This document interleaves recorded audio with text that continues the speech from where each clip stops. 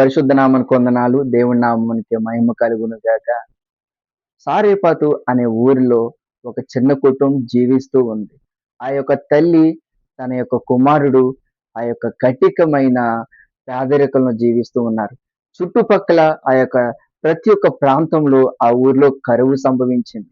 ఆ కరువు సంభవించిన సమయంన వాళ్ళ దగ్గర తినడానికి ఆహారము కొద్దిగా ఉంది.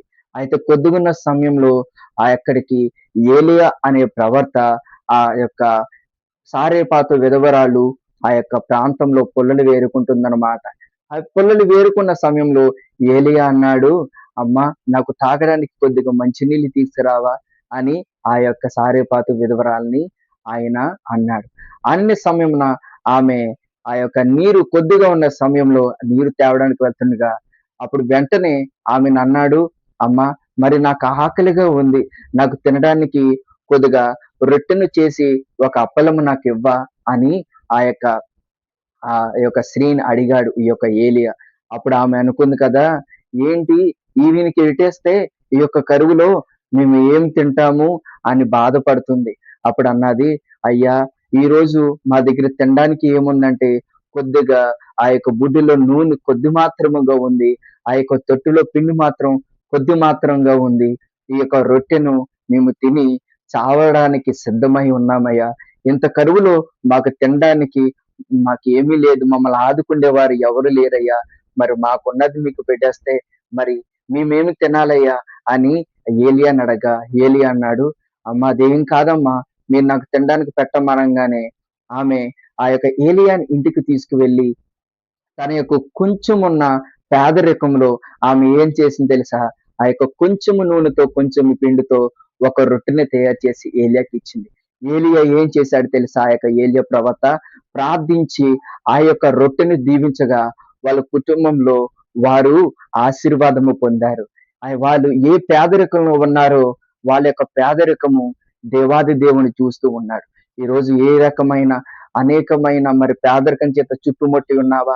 నీవు పనికి వెళ్తా లేదా, నీవు జాబ్‌కు వెళ్తా లేదా, అయితే నిన్ను పోషించే దేవుడు ఉన్నాడని నువ్వు ఎన్నటికీ మర్చిపోవద్దు. ఆ యొక్క సారేపాతు విధవరాలు చావడానికి సిద్ధమైందనంట. అలాంటి పేదరికం కలిగిన స్త్రీని దేవాది దేవుడు దర్శించాడు.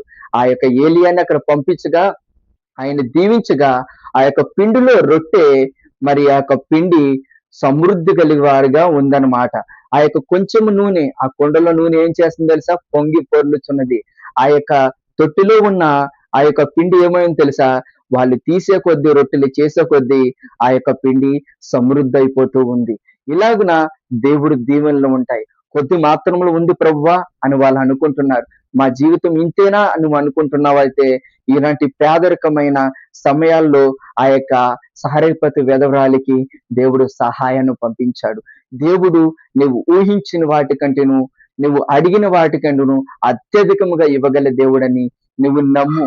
నువ్వు ఏ స్థితిలో ఉన్నావో, నువ్వు పనికి వెళ్లకుండా ఉన్నావా, నువ్వు జాబ్‌కి వెళ్ళకుండావా, దేవునికి ప్రార్థించు, ప్రభువా నేను ఈ స్థితిలో చిక్కబడి ఉన్నానయ్యా, అయ్యా ఈ స్థితిలో నేను నాయన దిగజారిపోతున్నాను ప్రభువా, నన్ను ఆదరించి వారు లేరు ప్రభువా, ఈ యొక్క పేదరికం నన్ను పైకి లేవనెత్తవా నువ్వు ప్రార్థించు.